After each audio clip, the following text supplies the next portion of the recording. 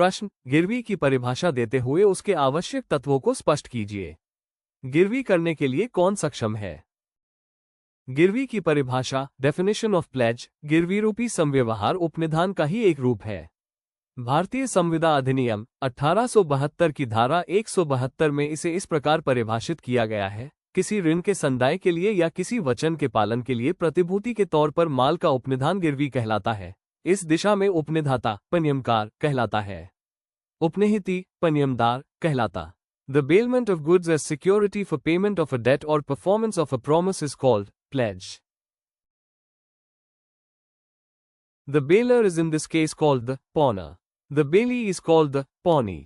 इस प्रकार इसमें माल का उपनिधान 1. प्रतिभूति के तौर पर, 2. किसी ऋण के संदाय के लिए, या 3. किसी वचन के पालन के लिए किया जाता है। पक्षकार पार्टीज, गिरवी रूपी संव्यवहार के दो पक्षकार होते हैं। 1. पनियमकार या गिरवीकर्ता पौना एवं 2. पनियमदार या गिरवीग्राही पौनी। माल का उपनिधाता पनियमकार या गिरवीकर्ता एवं उपनिहिती पनियमदार या गिरवीग्राही कहलाता है। गिरवी के आवश्यक तत्व, एसेंशियल एलिमेंट्स ऑफ प्लेज। 1. चल संपत्ति, प्रॉपर्टी मस्ट बी मूवेबल। गिरवी के लिए संपत्ति का चल अर्थात जंगम मूवेबल होना आवश्यक है। किसी अचल अर्थात स्थावर अमूवेबल संपत्ति से प्रोद्भूत होने वाले लाभों को गिरवी नहीं रखा जा सकता, क्योंकि ऐसा लाभ न तो जंगम संपत्ति होती है और न माल ही। संपत्ति का गिरवी के समय अस्तित्व में होना अनिवार्य है। 2. संपत्ति के परिधान की संविदा का होना, delivery of goods upon contract. गिरवी रखी जाने वाली वस्तु का परिधान एक संविदा के अधीन किया जाना चाहिए, लेकिन यह आवश्यक नहीं है कि वस्तु का परिधान गिरवी की संविदा के साथ साथ ही किया जाए। ये संविदा के पूर्व अथवा पश्चात भी किया जा सकता है। सुनील कुमार गुप्ता बनाम Punjab and Sind bank AIR 2006 Uttaranchal 26 में अभिनिर्धारित किया गया कि गिरवी के लिए माल के कब्जे का परिधान ऋणी द्वारा ऋणदाता को किया जाना आवश्यक है। यदि माल का भौतिक कब्जा ऋणी के पास रहता है तो उसे गिरवी का संव्यवहार नहीं कहा जा सकता है। 3. माल के कब्जे या माल के स्वत्व हक के दस्तावेजों का परिधान, delivery of possession of goods और of documents of title of goods. माल के कब्जे का वास्तविक परिधान किया जाना भी आवश्यक है। यह वास्तविक अथवा अन्वयिक कंस्ट्रक्टिव भी हो सकता है। यहाँ यह उल्लेखनीय है कि गिरवी के सृजन के लिए स्वत्व का अंतरण आवश्यक नहीं होता।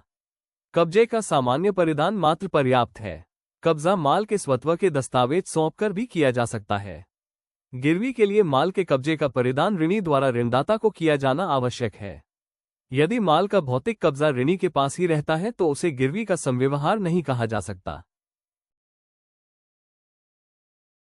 सुनील कुमार गुप्ता बनाम Punjab and Sind bank AIR 2006 Uttaranchal 26 Morvi mercantile bank बनाम union of India AIR 1965 SCC 1954 के मामले में एक बैंक ने 3 रेलवे रसीदों पर जो बैंक के नाम पृष्ठांकित की गई थी 20,000 रुपये का ऋण दिया। वस्तुएं जिनका मूल्य 35,000 रुपये था रेलवे द्वारा खो गईं। बैंक ने वस्तुओं की हानि के लिए रेलवे के विरुद्ध दावा किया। उच्चतम न्यायालय ने अभिनिर्धारित किया कि बैंक पूरा धन पाने का अधिकारी है, क्योंकि बैंक के पक्ष में रेलवे रसीद के पृष्ठांकन से दिया धन गिरवी के संव्यवहार को या गिरवी की परिभाषा को पूर्ण करता है। 4. वस्तुओं का परिधान ऋण के लिए, वस्तुओं का परिधान ऋण प्राप्त करने के लिए या किसी प्रतिज्ञा की पूर्ति के लिए किया जाना चाहिए।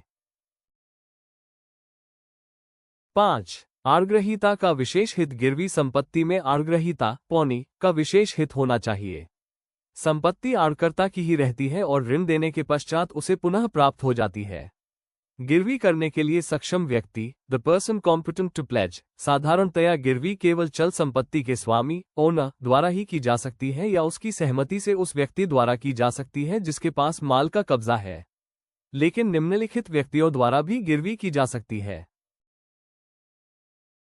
1. व्यापारिक अभिकर्ता मर्केंटाइल एजेंट द्वारा भारतीय संविदा अधिनियम 1872 की धारा 178 के अनुसार व्यापारिक अभिकर्ता जिसके पास स्वामी की सहमति से माल का कब्जा है या माल के स्वत्व के दस्तावेज documents of title to goods हैं, वो व्यापार के साधारण अनुक्रम in the ordinary course of business में सद्भावना गुड फेथ से माल को गिरवी रख सकता है। 2. शून्यकरणीय संविदा वॉइडेबल कॉन्ट्रैक्ट के अंतर्गत माल का कब्जा प्राप्त करने वाले व्यक्ति द्वारा जब किसी व्यक्ति ने शून्यकरणीय संविदा के अंतर्गत माल का कब्जा प्राप्त किया है और ऐसी संविदा का खंडन नहीं हुआ है तो धारा 178A के अनुसार उस व्यक्ति द्वारा ऐसे माल की गिरवी वैध होगी। 3. गिरवीग्राही या पनियमदार द्वारा बायपौनी धारा 179 के अनुसार जहां की कोई व्यक्ति ऐसे माल को गिरवी रखता है जिसमें वह केवल परिसीमित हित लिमिटेड इंटरेस्ट रखता है वहां गिरवी उस हित की सीमा तक वैध होगी।